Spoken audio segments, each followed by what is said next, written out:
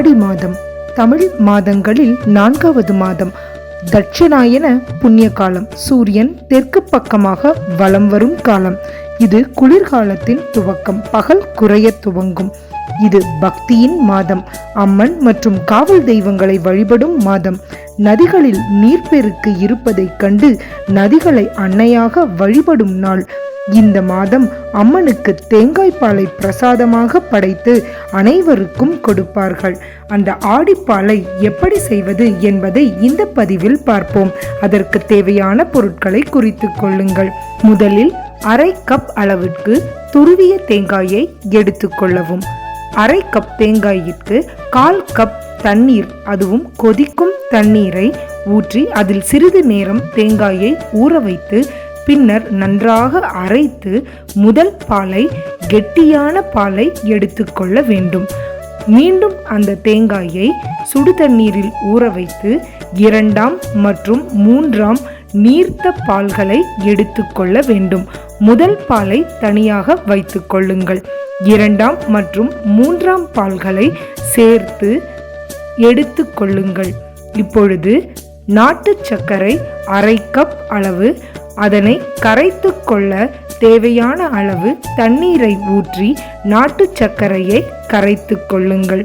நாட்டு சர்க்கரையில் ஏதேனும் குப்பைகள் இருக்கக்கூடும். அதனால் கரைத்து வடிகட்டி கொள்ள வேண்டும். இப்பொழுது 2வது மற்றும் 3வது தேங்காய் பாலில் 2 மேஜை கரண்டி அரிசி மாவினை சேர்க்கவும். அரிசி மாவினை 2ஆம் அல்லது 3ஆம் பாலில் நன்றாக கரைத்து கொள்ள வேண்டும். இப்பொழுது கரைத்த அந்த பாலை ஒரு வாணலியில் ஊற்றி அடுப்பினில் வைத்து நன்றாக கலந்துவிட வேண்டும். இப்படி கலந்து விடும் பொழுதே தேங்காய்பால் கெட்டியாக துவங்கும். இதனிடையே நாம் சர்க்கரை பாகை வடிகட்டி எடுத்துக்கொள்ள வேண்டும். அதில் இருக்கக்கூடிய தூசி துரும்புகள் இருந்தால் இதில் வடிகட்டி எடுத்துக்கொள்ள வேண்டும். வடிகட்டிய அந்த நாட்டு சர்க்கரை பாகை இப்பொழுது நாம் அடுப்பில் வைத்துள்ள அந்த தேங்காய் பாலில் சேர்த்து நன்றாக பச்சை வாசம் போகும் வரை கொதிக்க வைக்க வேண்டும்.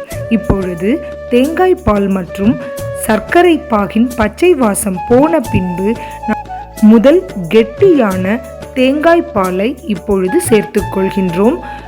வாசனைக்காகவும் குளிர்ச்சி தரவும் ஏலக்காயை இப்பொழுது சேர்த்து கொள்கின்றோம். ஏலக்காய் சேர்த்த பின்பு இதற்கான தாளிப்பினை தயார் செய்வோம். பாலை மிதமான சூட்டில் அடுப்பில் வைத்து கொள்ளவும். இப்பொழுது தாளிப்பிற்காக 2 முதல் 3 தேக்கரண்டி நெய்யினை எடுத்துக்கொள்கின்றோம். அதில் தேங்காயை சிறு சிறு துண்டுகளாக நறுக்கி நெய்யினில் சேர்த்து நன்றாக வறுத்தெடுக்க வேண்டும். நெய்யில் தேங்காய் துண்டுகள் பொன் நிறமானதும் அந்த தாளிப்பினை இப்பொழுது தேங்காய் பாலில் சேர்க்க வேண்டும்.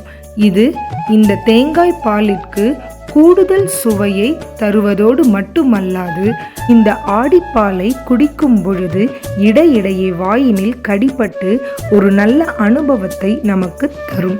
இந்த ஆடிப்பால் ஆனது ஆடி மாதத்தில் நம் உடலில் ஏற்படும் அதிகமான உஷ்ணத்தை குறைக்க உதவுகின்றது.